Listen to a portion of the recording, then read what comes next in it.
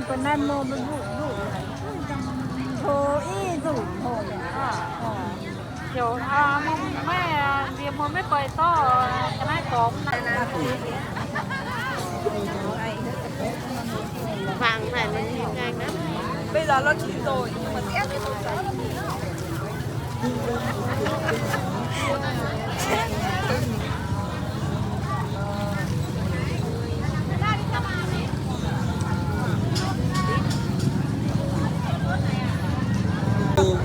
Có được các loại chìa khóa.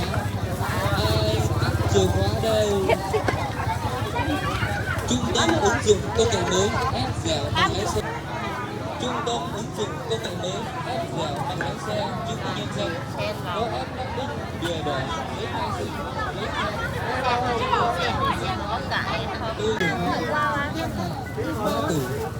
Ôi ý mẹ là bò chứ gì ấy, để bò bít lên à.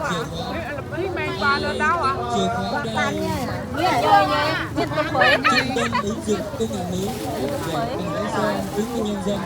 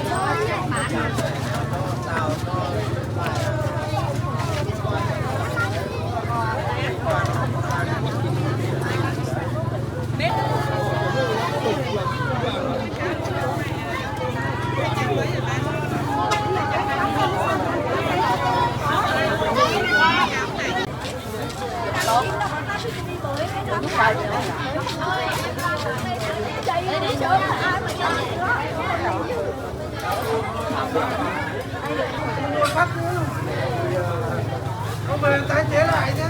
Không tái được.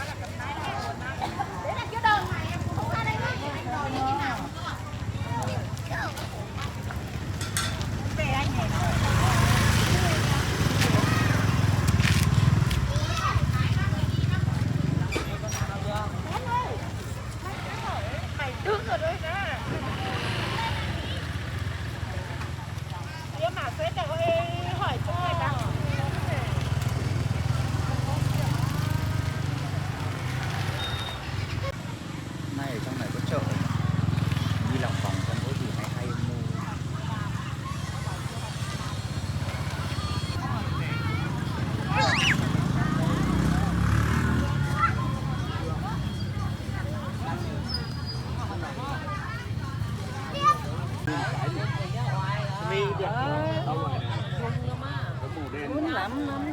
Có là mi là đó ma pha thầu pha thảm ma hay cần bệnh. Bự hoài.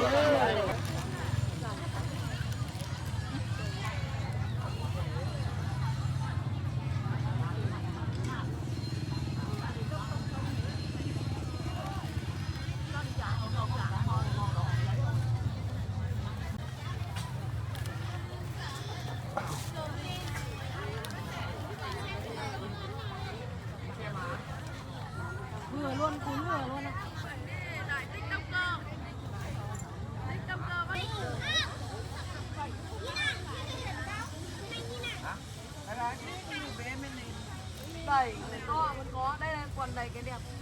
To bé lớn.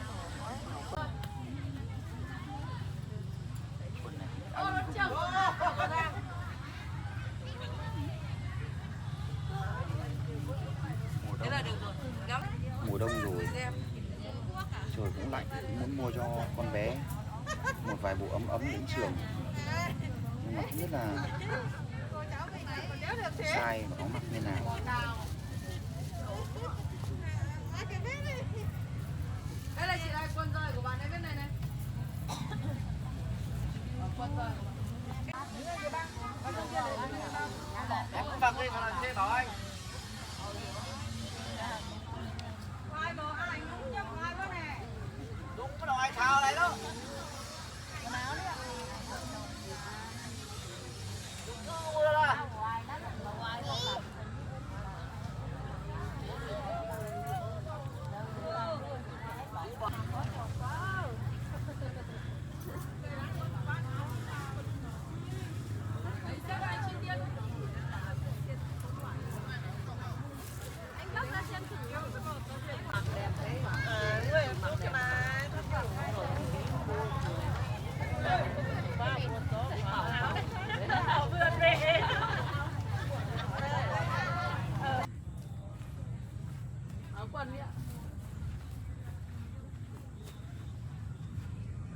Đông rồi, muốn mua một cái áo Z,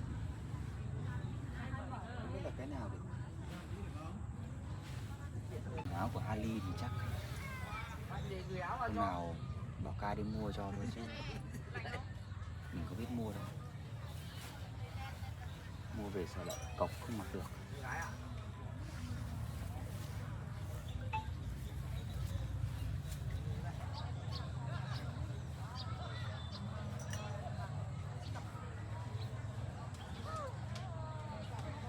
Ai bảo anh mang cái quần bò lót lưng thì cũng bao hết rồi.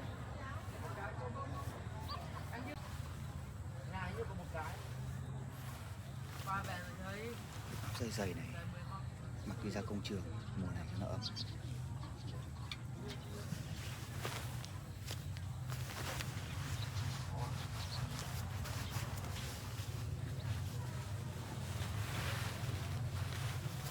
Bố gọi anh nhá.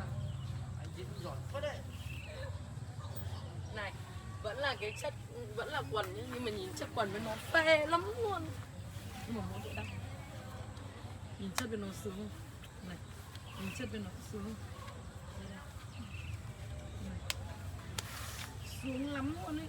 Đó, này, ở quán tôi bán nó ra đèo giá hơn cao nên chỉ có bạn nào biết mới được. Chất sướng lắm. Dài mặc cái này ấm đấy, với cái này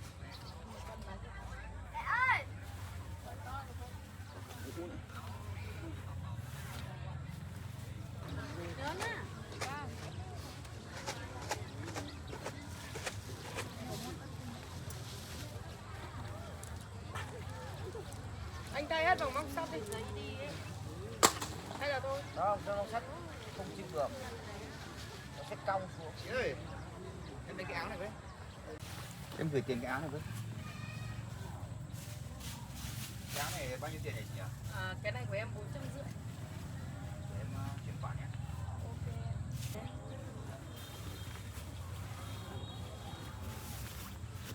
Đấy em chuyển này đấy chị ơi, chị xem nhận được chưa? Ok em, chị nhận được rồi nhé. Vâng.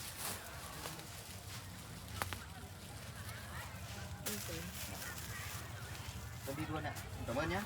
Ok. Bữa nào hết gì lại ủng hộ chị. Vâng.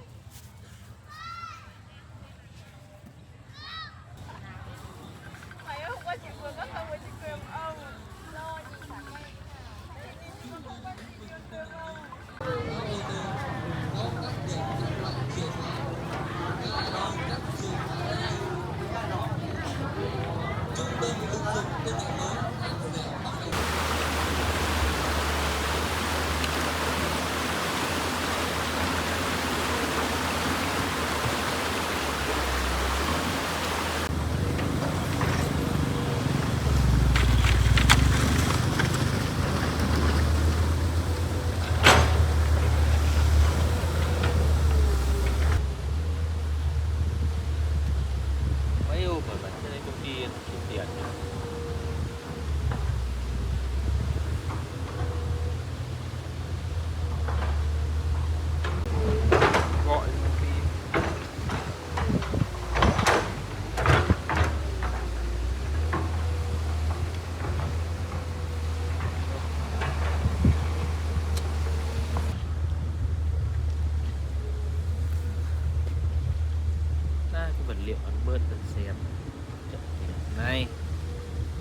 Alo. Công ty bạn à? Thế mấy cái xe vật liệu của tôi chưa chuyển tiền cho tôi à? Trời ơi, những cái xe đấy bạn chuyển luôn cho tôi đi, không thì... Không. Bạn cứ chuyển cho tôi đi, không thì dài ngày ra phát hiện chết rồi đấy. Rồi bạn chuyển luôn cho tôi nhé. Tôi đang cần cái số tiền đấy lắm đấy. Nha.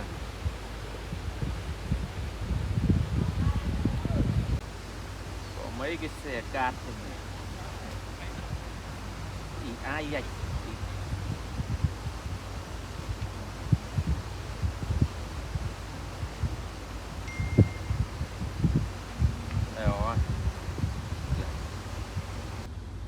Đấy, thế để gọi dục mới nhanh được cái đội này. Mỗi 5 xe cát này. Anh. Đợt này chắc phải mang thêm ít vật liệu ở đây. Mày có cái đám sắt bé ăn bớt cái vật liệu hóa đơn thì mình ra cho thợ làm nhanh kia rồi. Ai xếp giả chả biết.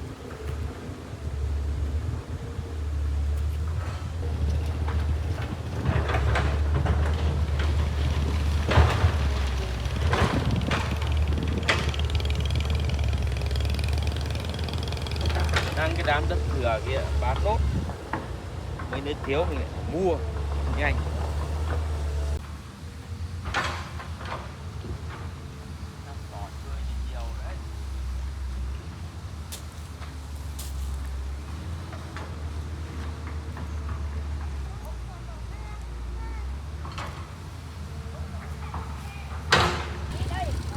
Vừa bán thêm được 2 xe sỏi này. Vơi đi nhiều đấy, chắc mình lại gọi vật liệu đến được. Chứ hết cái để bán rồi.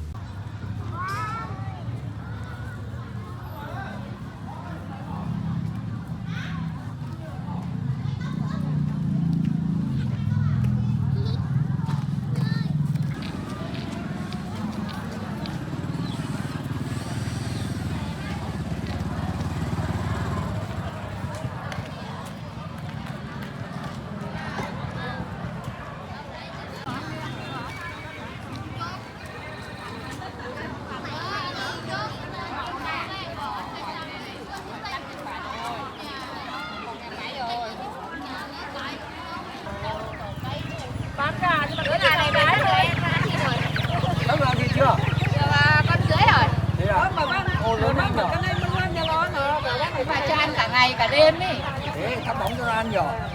Không thắp bóng đâu. Đêm không thắp bóng đâu nhưng mà nó có Sướng.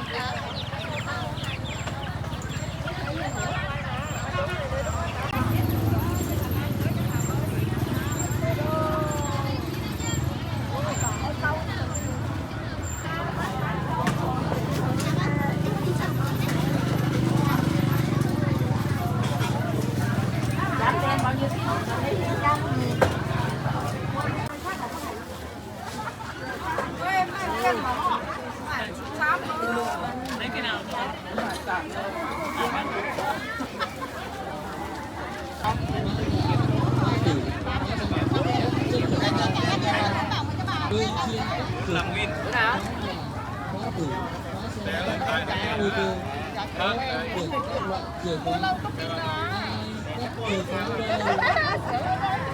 Thừa đây. Ơi béo này đây. Ngon lắm nha, đu dừa 2 tháng đấy nha. Con kia bé hơn. Đây con này to. Con này già. Ăn được. Đây là thích ăn 2 tháng rồi. Không đeo là không chắc này. Đây là hai ông kia xuống à. Cũng là cậu có hai mươi vui. Không mua lại ông này mua hết á. Bảy nè. Mua đâu? Bảy túi nhá. Không được con đâu. 8.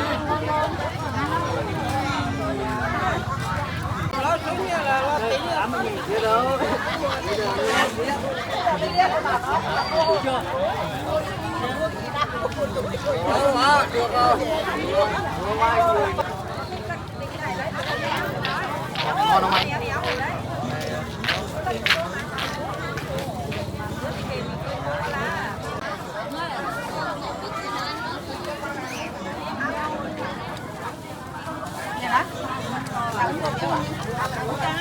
Lấy một túi nhá. Gì đó nhá. Mỏng quá nhỉ. Mới đi đào trước là chị. Hôm kia nó lại đi đào cái đứa em ấy. Xa lắm. Cái này mới thì phải chơi.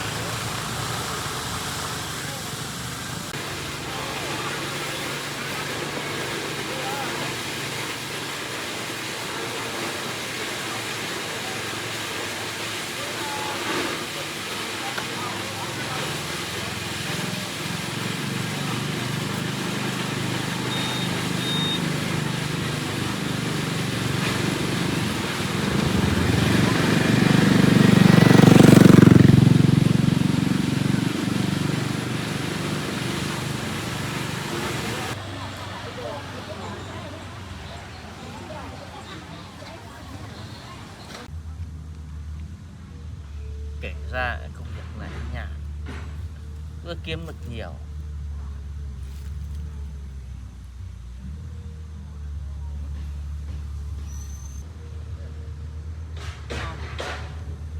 Có sếp đi làm theo, chả phải cố gì cả, túc tắc làm, chưa hết giờ thì về.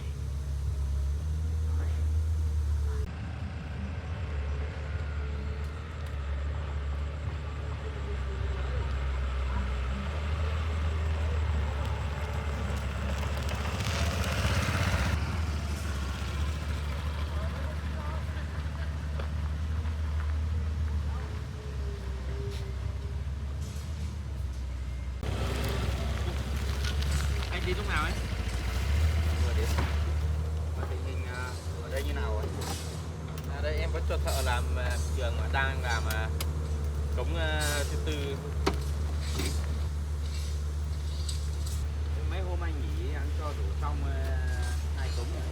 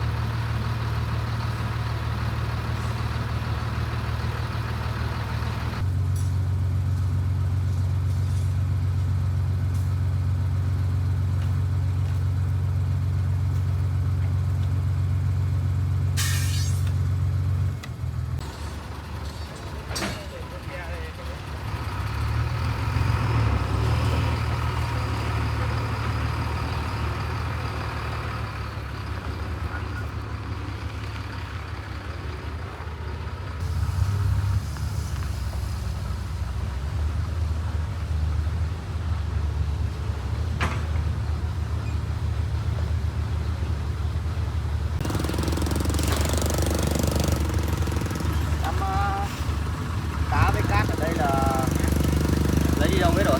Em chưa đổ ở đây rồi. Đổ đây á? Vâng, đổ ở bên kia nữa. Đổ chỗ nào? Đấy, đổ cái Đổ xuống chỗ kia thì toàn thấy dùng bê tông tươi thì các cái sỏi đây thì đổ xuống đấy làm gì? bê tông tươi đổ cái móng về nhập đổ cái mặt thôi nhỉ. Còn cái móng là phải dùng đá này. Sau bao nhiêu cái công trình trước làm thì có phải đổ cái đá răm này xuống đâu? Mà Cái sao này- tự dưng cái này lại đổ xuống làm gì cho nó lãng phí ra? Chú này nước xiết này phải đủ dày, còn cái móng chắc này, em lấy ít để đổ xuống. Làm như thế nó tốn kém quá. Lãng phí mà xong mà nó lại chả chắc nữa.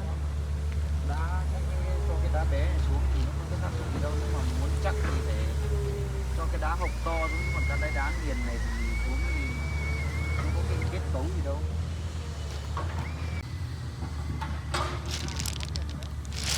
Bây giờ nhưng mà cái đá này cũng chắc mà.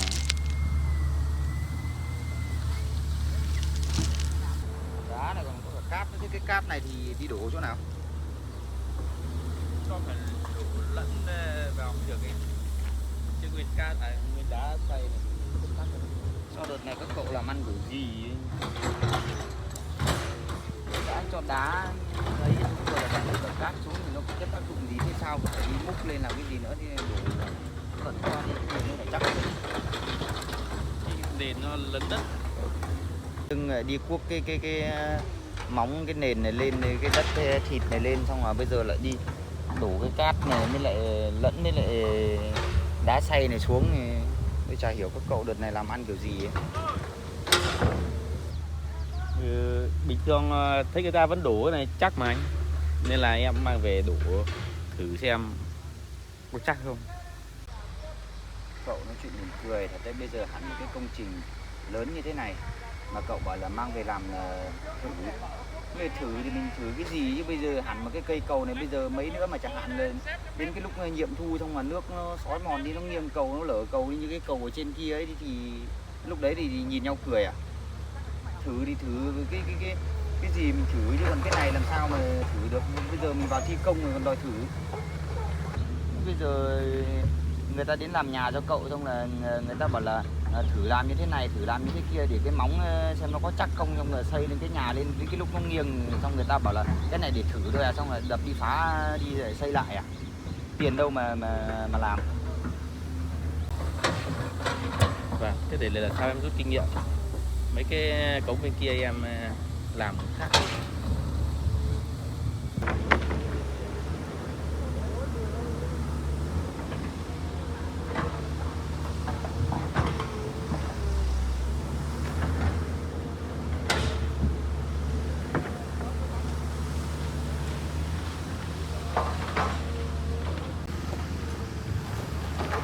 Ống kia mà đổ hết bên này đá bên này cát ra. Đổ thì mà đổ nhiều đấy. Nhiều. Cậu vẫn còn bảo chắc, nếu mà chắc. Chờ hiểu cậu chắc ở chỗ nào. Bây giờ bê tông hút thép thì vào nó chắc cái đá, nó chắc cái gì đây. Thường như cái này thì nếu mà không ấy thì mình còn cuốc lên làm gì, cho bê tông hút thép xuống này, mình đổ luôn lên trên này nó chẳng chắc à.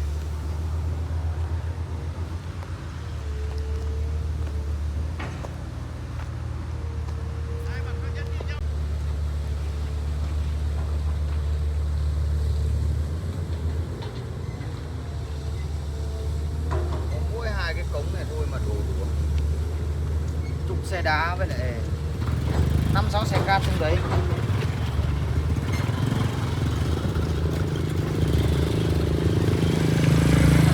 Đầu tôi lại nghĩ cậu là lấy về để mấy nữa xong là cậu đổ hai cái đầu cầu với lại cái đám nền ở dưới chân cầu này cơ. Cậu bây giờ cậu lại tống hết xuống đấy, quá lãng phí, bao tiền vào đấy. Cái này là cậu không biết thật hay là cố tình không biết đấy. Hơn chục xe đá với lại vài cái xe cát đổ tất xuống hai cái bên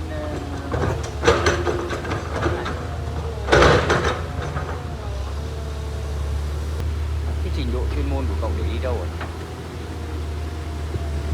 Mỗi cái tí việc nhỏ nhỏ thế này thôi mà là còn bảo không biết nữa. là cậu lấy nhiều về cậu có cái mục đích gì khác ấy? Đâu em lấy nhiều vì em đổ xuôi xuống cái đoạn dưới này mà.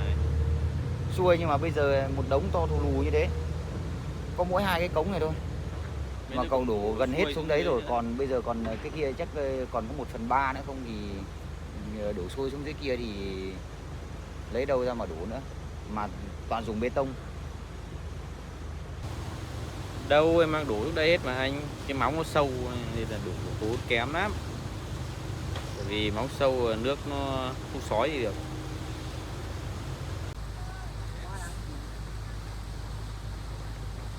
Bên này thì cậu tính như nào đấy? Bây giờ phải hoàn thiện hết bên này ấy, xong rồi cho nó cứng kiểu dòng đây tính được bên này.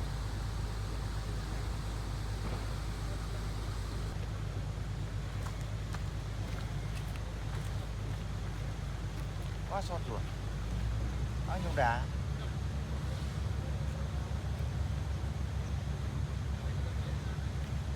Bán bao nhiêu đâu anh ạ? Cái đá này em mua rẻ không ấy mà. Đấy. Thế mà hôm nọ tôi hỏi cậu thì cậu bảo là cái chất lượng nó như nhau, bây giờ hôm nay cậu lại bảo là nó rẻ tiền. Cậu này. Thì em thấy mấy nhà cung cấp vật liệu của mình nó bảo là cái đá này nó cũng chất lượng như nhau thì em mới lấy về. Các cậu làm ăn càng ngày càng cầu thả, làm tôi quá thất vọng rồi.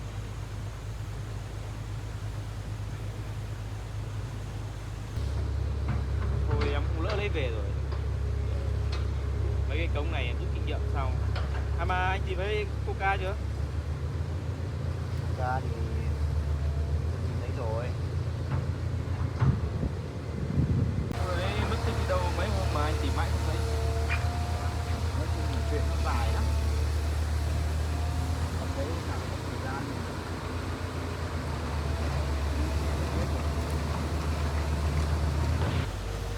Có cái vấn đề đấy cậu quan tâm là bây giờ quan trọng nhất là làm thế nào để cây cầu này trước Tết âm lịch này để cho người dân có cầu đi lại.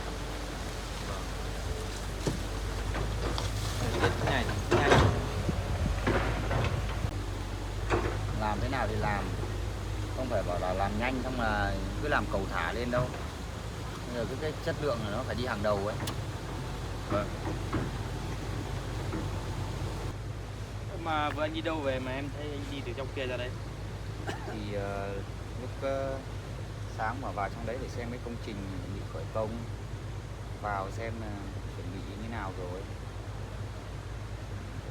Mà chắc cậu ở đây nhé, thôi về thôi, mệt người quá. Mấy hôm mà bận đi tìm Coca nên là chắc anh không được nghỉ ngơi nhiều. Vâng, anh cứ về đi để em ở đây cho thợ làm nốt.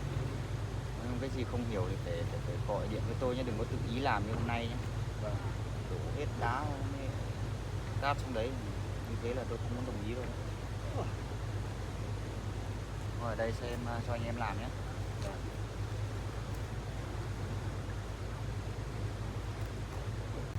May quá. Đồng ấy có phát hiện ra rồi. Hỏng hết. Mai mình còn bảo đổi cái móng này dày. Chắc đợt này mình không lấy đá đấy. Mình làm chân chính.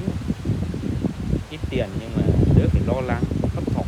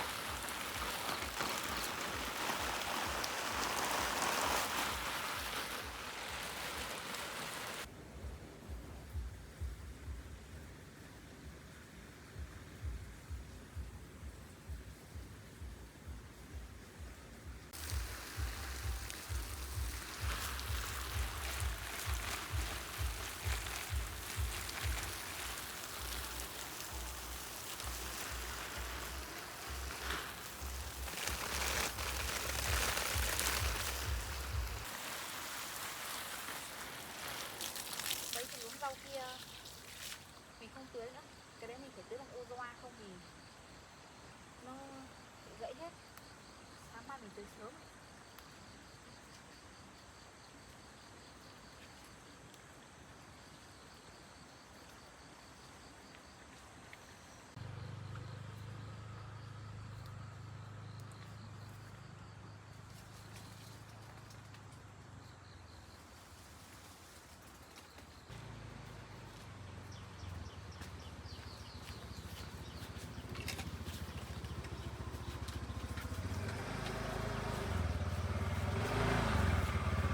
Anh về rồi à? Em vừa tới chỗ vườn rau một cái. Anh mua được ít cọ. Hôm nọ em đi bán cọ, hôm nay anh lại mua cọ. Hôm nay anh qua chợ thấy rẻ quá. Để em ăn thử cho nó ngon. Anh còn mua được một cái áo này. Em ăn xem ngon không? Anh ăn thử ở chợ đã cũng ngon. Anh mua áo gì ấy? Anh mua áo vest.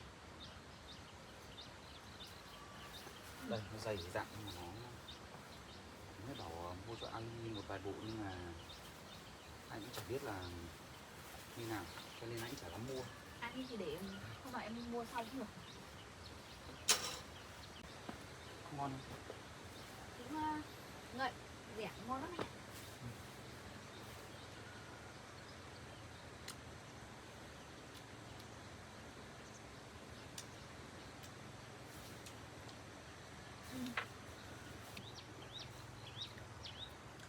Hôm nay trong chợ người ta bán nhiều lắm cho nên chắc người ta bán rẻ cũng nhiều.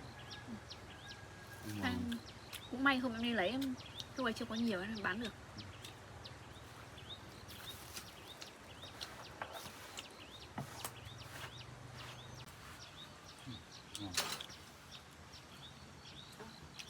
Anh có cái tóc trắng này.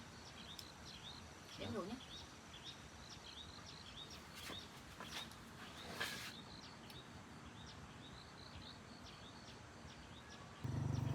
Tự dưng lại có một cái tóc trắng. có một cái hay là nhiều cái? Có một cái.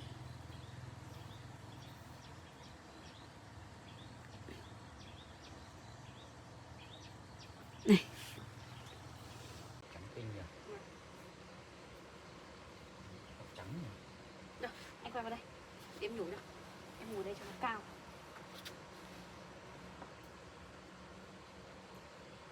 Tóc sâu. Hay có mỗi một cái đấy thôi. Xem có cái tóc sâu nào không? Cái tóc này xoắn lắm.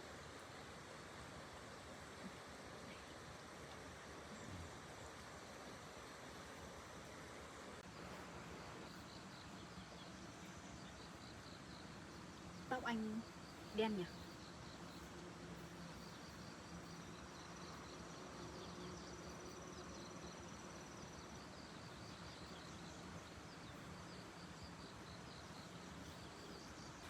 Hôm nay anh đi làm qua cái chợ đấy thấy đông lắm. Không biết là em đã đi cái chợ đấy thế nào chưa? Chợ đấy chợ gì anh? Chợ đấy cũng ở xa lắm. Chắc là em chưa đi chợ đấy. Bởi vì anh đi là cũng là chục cây số. Hôm nào có cái gì bán thì anh đem vào đấy nhá. Chợ càng đông thì hàng bán càng dễ. Bán nhiều loại nông sản với lại nói chung hàng hóa bán nhiều. Mà sao em thấy hôm nay anh đi về mà anh thẫn thờ gì vậy? Đang sốt ruột cái chỗ công trình cầu dân sinh ấy, cậu Nhất cũng chả biết cậu ấy làm ăn kiểu gì. Lấy bao nhiêu đá về thằng cậu ấy đổ hết xuống cái móng đi. Hơn chục xe đá, bao nhiêu xe cát nữa. Phải đổ hết xuống đấy thì sót hết cả ruột. Bao tiền, mỗi xe có phải rẻ đâu. Anh thấy ghi hóa đơn 7-8 triệu một xe. Mà đổ xuống đấy thì nó có cái tác dụng gì đâu. Nhưng mà thế trong quá trình thi công thì cái đấy có yêu cầu làm không hay là anh ấy tự làm? Thì mọi lần thì làm có đổ xuống như thế đâu. Sao không biết tự dưng đợt này lại đổ xuống. Hay là có sự cố gì nên là anh ấy mới làm như vậy để cho nó chắc chắn hơn? Anh chả biết nữa, nhưng mà thấy bà đổ hết xuống đấy. Về những cái đống cát nơi đống sỏi, vơi đi sát hết cả rồi. Chắc là cũng có lý do gì thì anh ấy mới làm đấy thôi. Chứ bình thường trong công việc thì anh ấy cũng ấy mà. May mà có anh đấy, không thì anh còn vất vả nữa ấy. Nhưng mà dạo này anh với cậu ấy làm tắc trách lắm, không chú tâm vào công việc thôi. Lúc thì thấy ngồi thẫn thờ một chỗ phải bám sát anh em làm. Hay là gia đình anh ấy có chuyện gì? Chứ không thì trong công việc em thấy anh ấy chỉn chu lắm. Nếu mà có chuyện gì thì chắc phải báo với anh thôi. Này chả thấy nói năng gì. Mà có mấy người giới thiệu mấy cái công trình cũng to ấy. Dạo trước thì cứ nhận ồ ạt vào, dạo này thì chả thấy nhận nhức gì hết. Dạo này chả thấy nhận cái công trình nào, mà cũng có mấy chỗ giới thiệu vài công trình ấy, nhưng mà lại từ chối, mà cũng chả thông qua gì cả. Chả biết thế nào. Thế thì anh cứ để ý xem. Nhỡ đâu Thì dạo này anh đang để ý mà. mà anh ấy trở mặt một cái mình còn biết sợ. Mà sao dạo này mặt anh nhiều mụn đấy? Anh cũng biết rồi. Để em xem. Hay là tại suy nghĩ nhiều? Nhiều mụn lắm.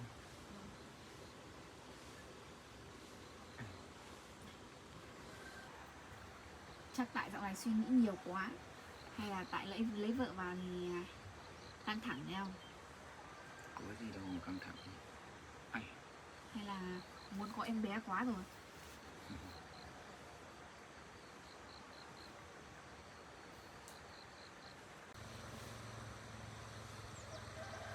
Cho dù trong công việc có chuyện gì thì anh cũng phải tâm sự với em nhé. Đừng có để mình mà suy nghĩ trong vô vọng. em thấy từ trước đến giờ anh có chuyện gì anh không nói với em đâu. Nhiều thật đấy. Nhiều lắm á. Vâng. Nặng.